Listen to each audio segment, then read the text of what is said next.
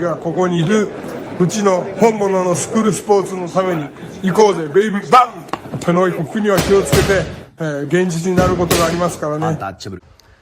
Alright, so we're going to keep the long-standing tradition here on True School Sports of covering Japanese boxing going and covering Naoya Monster Inoue going because it has been reported that the monster himself, we've all known that the fight that Hideki Ohashi and Mr. Honda and all parties involved want to organize is the fight against Dave Picasso. You know, Picasso, WBC #1 contender, very game, very tough Mexican fighter.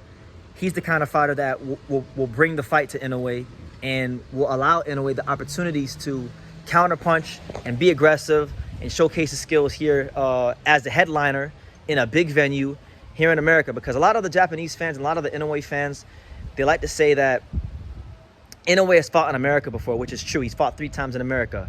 He fought Antonio Nieves on the undercard of his debut. He fought Jason Maloney in the bubble, which there was no crowd. And then he fought Michael Dasmariñas, who wasn't a big name as a headliner in 2021, which was still kind of like coming out the pandemic. And he beat him. But really and truthfully, in my opinion, this fight is like going to be his first fight in America as a fighter that's known as a star outside of Japan. Like when he fought on HBO, he wasn't really like he was for the very very hardcore fans. When he fought Maloney, there was nobody there, and when he fought Michael Dasmariñas, you know, he wasn't the star that he is now. So with that being said, and with that firmly being established here on True School Sports, let's talk about it because it's going to be a big occasion. This is going to be a seminal and pivotal moment in the career in a way, and I think he needs to look good here. I think he should beat Picasso because Picasso has leaky defense, and Picasso is going to give him plenty of chances to counterpunch. But Naoya Inoue is a mid-range dominant fighter like most Japanese fighters. He's very athletic, so I think that in this fight against Picasso, he needs to establish his power very early, so he doesn't allow Picasso to close the gap and make things difficult on him. Because to use his brother as an example, and of course, the monster is a more talented fighter than Takuma, you know, could ever dream of being, but they have similar tendencies, and because they have similar tendencies, I feel like similar things can beat those guys.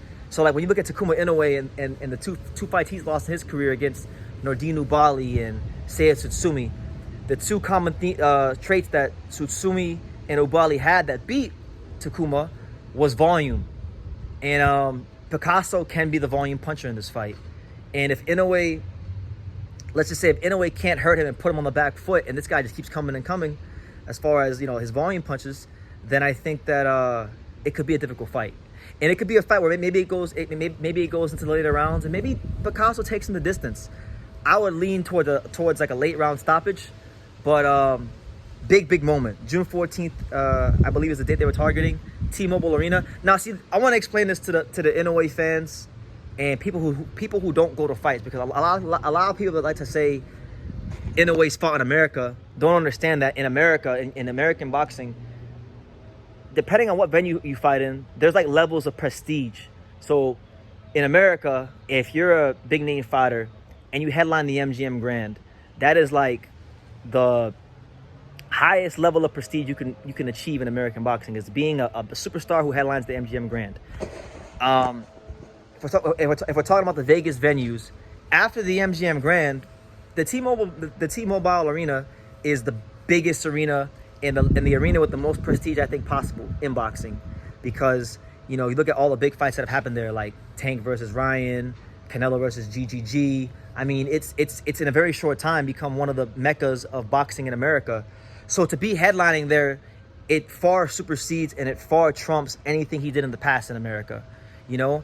And a knockout victory, another impressive performance here against a Mexican tough fighter like Picasso, who's going to bring the fight to him, I think it goes a long way towards building the Inoue star power in America, because as big of a fighter as he is in Japan, and he's huge, like trust me, I know better than anybody in American boxing media how big of a star he is in Japan, and it's big.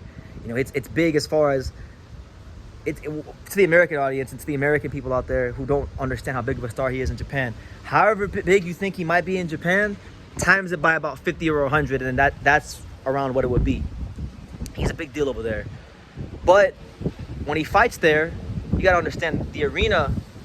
Generally speaking, the arena and the fans are all on his side. It's 99.9% on his side. When he comes to America, there's gonna be a contingent of Mexican fans that are gonna back the Mexican. There's gonna be Mexican fans that call him a puto and curse at him, and this might be different to what he's used to in Japan. It will be different than what he's used to in Japan, because there's gonna be a segment of people in the crowd that are gonna want the Mexican fighter to take down Inoue because of who he is in boxing. And if he does face any sort of hostility, how does he deal with that?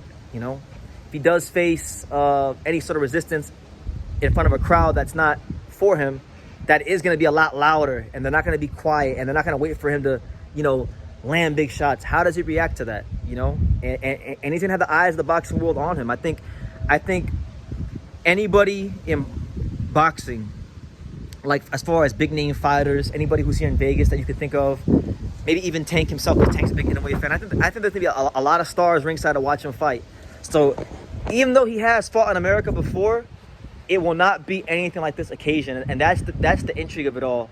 The fight will be solid, but the event itself, Inoue, who's I think graduated a couple levels since beating Stephen Fulton as a superstar in boxing, I think the event itself is the intrigue of it, because you got to understand, Inoue is in a rarefied air. He's at a different caliber. He's walking a path that no Japanese fighter has walked. To be as big as he is in his country, to be as accomplished as he is overall, to be recognized on a worldwide scale, and to now trying to really crack the American market. No Japanese fighter has ever had any scenario where you're headlining big fights in Las Vegas as the main guy. There's nobody carrying you on the undercard. You are the attraction. No Japanese fighter has walked this path. And so that's the intrigue of it, is that we're seeing something in boxing that we've never seen before. We're seeing a scenario play itself out before that we've never seen before. And I'm here for all of it, So I'm hoping, look, in Japan, it's very hard to interview Inoue. I understand why.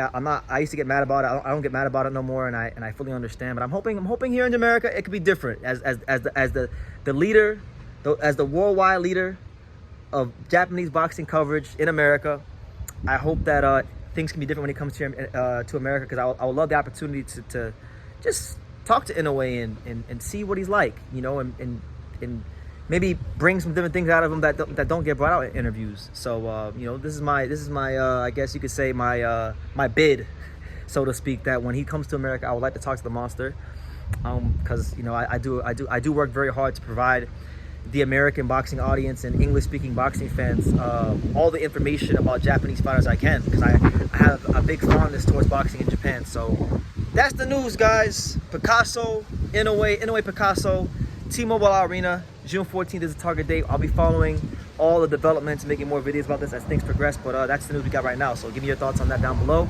Make sure you guys take the time to subscribe, and like I say in every single one of these videos, you can love me or you can hate me, but I'm just a kid from Daniel. So until next time, take care, guys. Thank you for watching another video on the untouchable True School Sports Empire. For more great boxing content just like this, make sure you guys click right over here. Keep watching my boy BT put on the best interviews out here.